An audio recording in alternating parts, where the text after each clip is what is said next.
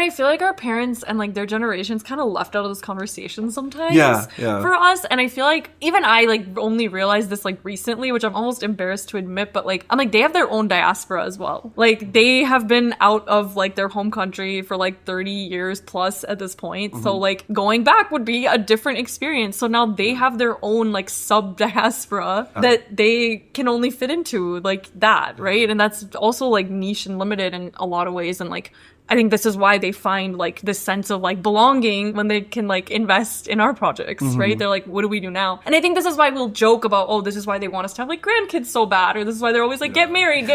But I think it's because they're just like maybe restless a little bit, because they're like, they know they can't really just like pick up and go back. And so it's like they need something to kind of keep going. And it's like, I think this kind of stuff is really cool to see. Like, and I think there's so much strength in us like coming together. So I would love to see it.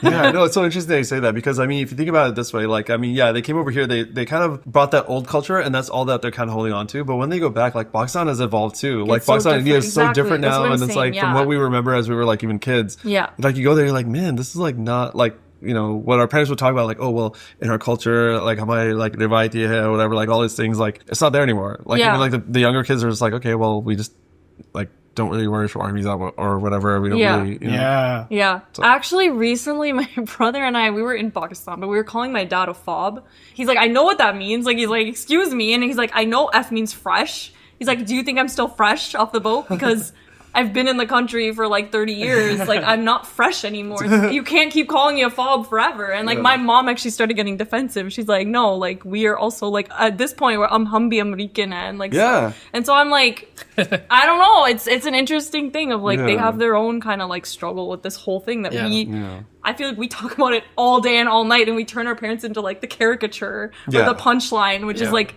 that's really not, that's not them, right? They're more than that.